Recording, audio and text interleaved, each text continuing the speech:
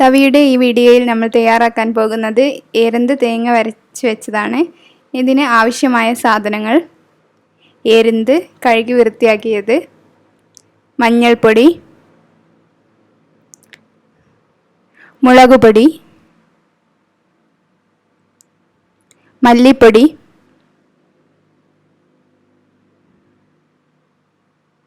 തക്കാളി അരിഞ്ഞത്, പച്ചമുളക്, പുളി,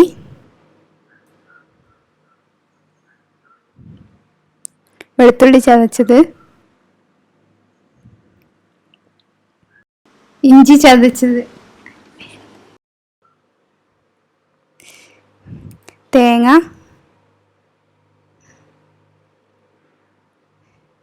വലിയ ജീരകം,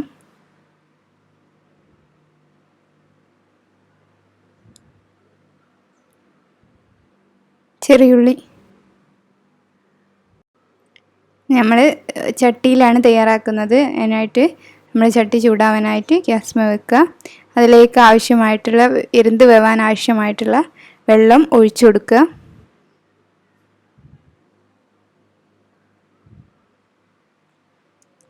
നമ്മൾ നേരത്തെ അരിഞ്ഞു വെച്ച തക്കാളി അതിലേക്ക് ഇട്ട് കൊടുക്കുക.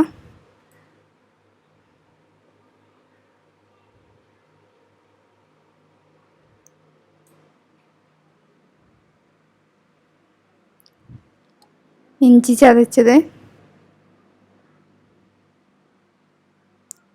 വെളുത്തുള്ളി ചതച്ചത്, പച്ചമുളക്,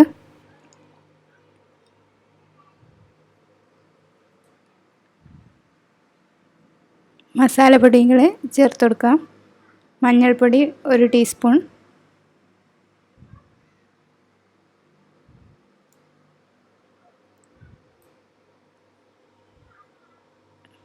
മുളകുപൊടി 2 ടീസ്പൂൺ,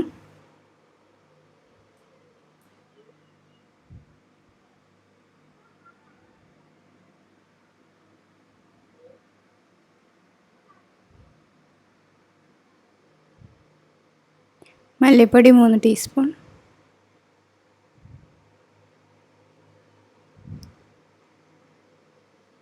അതിലേക്ക് ആവശ്യമായിട്ടുള്ള ഉപ്പ് ചേർത്ത് കൊടുക്കുക.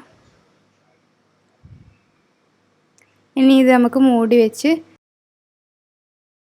തിളപ്പിച്ചെടുക്കാം. തിളച്ചതിന് ശേഷമാണ് നമ്മൾ എരുന്ത് ചേർത്ത് കൊടുക്കുന്നത്. നമ്മൾ മൂടി വെച്ച് കൊടുക്കുക.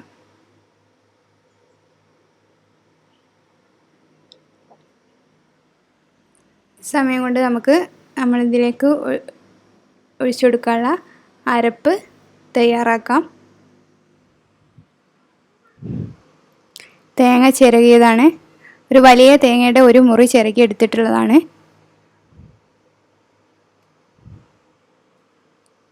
ചെറിയ ഉള്ളി, പെരുംജീരകം, ആവശ്യത്തിന് വെള്ളവും ചേർത്ത് അരച്ചെടുക്കുക. അപ്പോൾ നമ്മൾ അരച്ചെടുത്തിട്ടുണ്ട്. നമ്മൾ അരപ്പ് തയ്യാറായിട്ടുണ്ട്. അപ്പോൾ നമ്മളെ എരുന്ത് വെള്ളം നന്നായിട്ട് തിളച്ച് വന്നിട്ടുണ്ട്. ഇനി അതിലേക്ക് എരുന്ത് ഇട്ട് കൊടുക്കുക. ഇനി 15 മിനിറ്റ് വരെയെങ്കിലും വെന്ത് കഴിഞ്ഞാലേ എരുന്ത് വെന്ത് വരുള്ളൂ. പുളി പിഴിഞ്ഞെടുത്തിട്ടുള്ളതാണ്, ഒഴിച്ചു കൊടുക്കുക.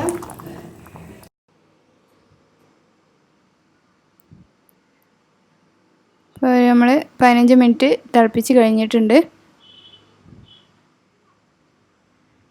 അതിലേക്ക് തേങ്ങ ഒഴിച്ചു കൊടുക്കുക.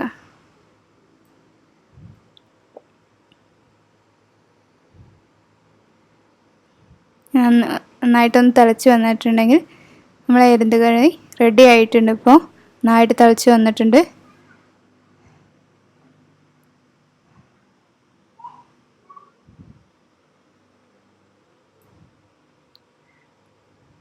നമുക്ക് സെർവിങ് ബൗളിലേക്ക് മാറ്റാം. ടേസ്റ്റി ആയിട്ടുള്ള എരുന്ത് കറി റെഡി ആയിട്ടുണ്ട്. എല്ലാവരും ട്രൈ ചെയ്ത് നോക്കണം. ചാനൽ സബ്സ്ക്രൈബ് ചെയ്യാൻ മറക്കരുത്. Thanks for watching.